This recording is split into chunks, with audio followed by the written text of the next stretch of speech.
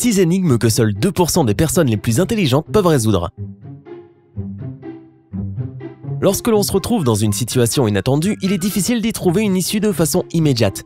Penses-tu être capable de relever n'importe quel défi, aussi étrange soit-il? Voici un personnage qui semble toujours savoir ce qu'il faut faire. Son nom est Charles et c'est un individu extraordinaire. Il a surmonté des tonnes d'obstacles et a traversé de nombreuses situations difficiles tout au long de sa vie. Auras-tu la même vivacité d'esprit que notre ami Charles? Voyons voir. Énigme numéro 1. Charles était un enfant exceptionnellement intelligent. Mais pour une raison inconnue, ses professeurs lui ont toujours assigné les tâches les plus difficiles à l'école. Peut-être qu'il voulait nourrir son intellect, ou bien lui montrer qu'il n'était pas non plus un génie. Quoi qu'il en soit, voici l'une des énigmes que son prof de maths lui a soumises. Peux-tu corriger cette équation erronée, sans changer les nombres ni leur position dans l'équation? Tu as 15 secondes pour le faire.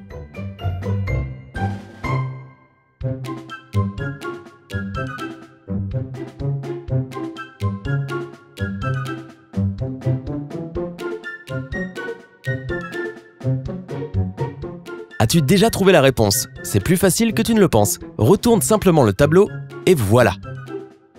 Les chiffres s'additionnent parfaitement. Un bel exemple de réflexion en dehors du cadre, n'est-ce pas? Ou en dehors du tableau.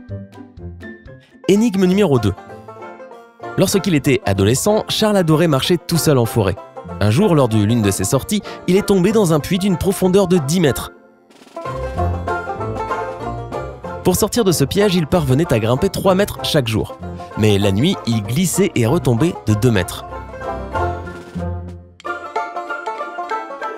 Charles a fini par s'en sortir, mais la question est de savoir combien de jours il lui a fallu pour réaliser un tel exploit.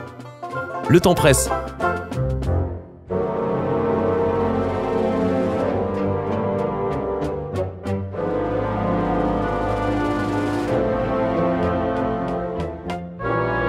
Il a fallu 8 jours à Charles pour sortir du puits. Ne t'inquiète pas, il avait un sac à dos rempli de nourriture, donc la faim n'était pas un problème. Il grimpait de 3 mètres par jour, mais le lendemain matin, il en avait reperdu 2. Le matin du 8e jour, il était à 7 mètres de hauteur. En grimpant 3 mètres de plus, il a donc réussi à s'en sortir avant le coucher du soleil. Aïe, mon cerveau. Énigme numéro 3. Quand Charles avait 20 ans, ses amis ont décidé de lui faire une farce. Ils l'ont kidnappé, l'ont déshabillé et l'ont laissé dans une pièce sans fenêtre, avec un plancher de béton et une porte verrouillée. Un sens de l'humour très particulier. Quoi qu'il en soit, sur l'un des murs, Charles a trouvé un message indiquant que pour s'échapper, il devait récupérer la balle de ping-pong. Le problème, c'est qu'elle se trouvait au fond d'un tuyau d'1 mètre sortant du sol au milieu de la pièce. Ses bras ne pouvaient pas atteindre le fond du tuyau et il n'y avait aucun objet autour de lui à utiliser. Pourtant, notre ami astucieux a tout de même réussi à accomplir cette tâche. Comment a-t-il fait?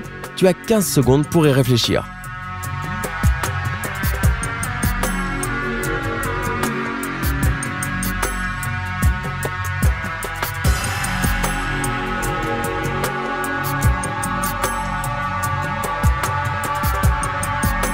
Celle-là est difficile, n'est-ce pas? Avec des moyens aussi limités, Charles a intelligemment décidé d'uriner dans le tuyau. De cette façon, la balle est remontée suffisamment pour qu'il puisse l'attraper. J'espère qu'il s'est lavé les mains après ça. Énigme numéro 4.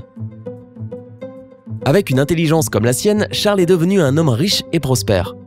Mais il manquait encore quelque chose dans sa vie, et ce quelque chose n'était autre que l'amour. Il a rencontré son âme sœur, une femme prénommée Irène, et nos 2 tourtereaux ont fini par se marier. Malheureusement, il s'avère qu'Irène était une croqueuse de diamants. Elle a décidé d'essayer d'empoisonner son mari afin de récupérer toute sa fortune. Charles connaissait son plan, si bien qu'il mangeait exactement la même nourriture qu'elle. Un jour, elle lui a offert une pomme, mais il a déclaré qu'il ne la mangerait que si elle la coupait en 2 et en mangeait l'autre moitié. C'est ce qu'elle a fait, mais Charles est tombé malade peu de temps après, alors qu'Irène était en parfaite santé. Heureusement, Charles a survécu et Irène a été arrêtée et envoyée en prison pour cette tentative de meurtre. Mais la question est de savoir comment elle a pu empoisonner son mari alors qu'elle a mangé la même pomme et n'a pas pris d'antidote au préalable. Tes 15 secondes commencent maintenant.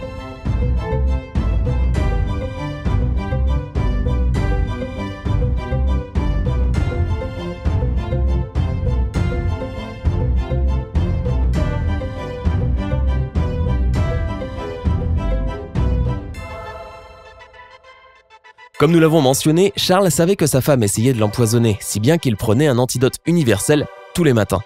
Mais ce poison-là était extrêmement puissant, c'est pourquoi il est tombé très malade. Quant à Irène, elle a simplement empoisonné un seul côté du couteau. Tandis qu'elle coupait la pomme en deux, le poison du couteau s'est répandu dans la moitié réservée à Charles, et non dans la sienne. En voilà une femme fatale. Énigme numéro 5. Charles a fait fortune en tant que chimiste et pharmacien. Il a même créé un remède contre l'une des maladies les plus mortelles du monde. Ses collègues, Alex, Nicolas, Michael et Paul, enviaient tous son talent et son succès, et chacun était prêt à le tuer pour voler la fortune de ce remède révolutionnaire. Pauvre gars, tout le monde cherche à le zigouiller. Un soir, alors que Charles terminait une expérience dans son laboratoire, un de ses collègues est entré et l'a poignardé dans le ventre. Charles a reconnu son meurtrier et savait qu'il devait laisser un indice pour la police au cas où il ne survivrait pas. Il a donc rapidement pris un morceau de papier et a noté les chiffres 28, 27, 57. Peu de temps après, il s'est évanoui à cause d'une hémorragie et il serait probablement mort si l'un des gardes de sécurité ne l'avait pas trouvé et appelé une ambulance. Charles a réussi à survivre, mais il s'est cogné la tête très fort sur le sol lorsqu'il s'est évanoui. Le coup lui a fait perdre la mémoire, si bien que la police n'avait que son message pour identifier l'assassin. Évidemment, les suspects étaient les 4 collègues de travail, puisqu'ils étaient tous dans le laboratoire ce jour-là et qu'ils avaient tous le même mobile. Mais de qui s'agit-il? Alex? Nicolas? Michael? Ou Paul? Tu as 15 secondes pour trouver. Il faut se rappeler que Charles était un chimiste de renom.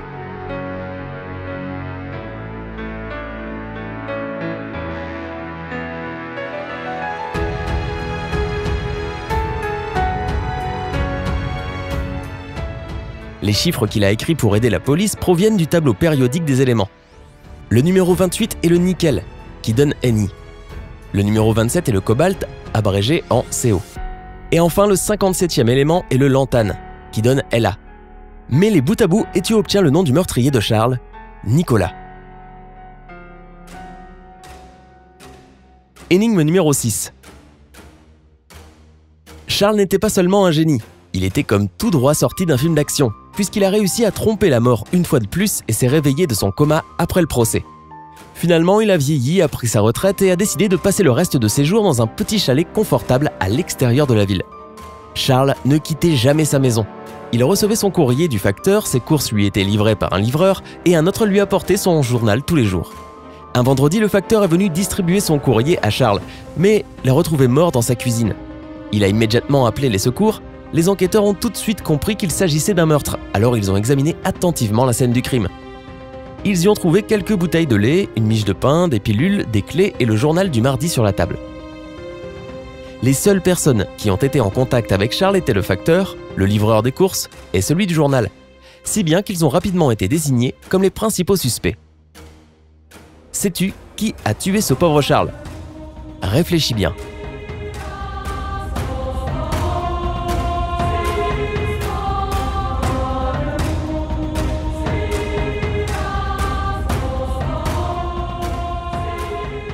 C'est le livreur de journaux qui a assassiné Charles.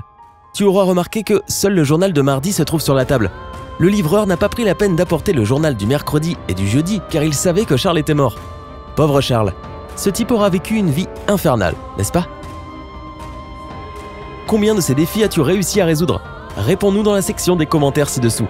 N'oublie pas de partager cette vidéo avec tes amis et ta famille pour découvrir combien d'énigmes ils seront capables de résoudre. Prends la vie du côté sympa et à très vite. Rejoins-nous sur Sympa.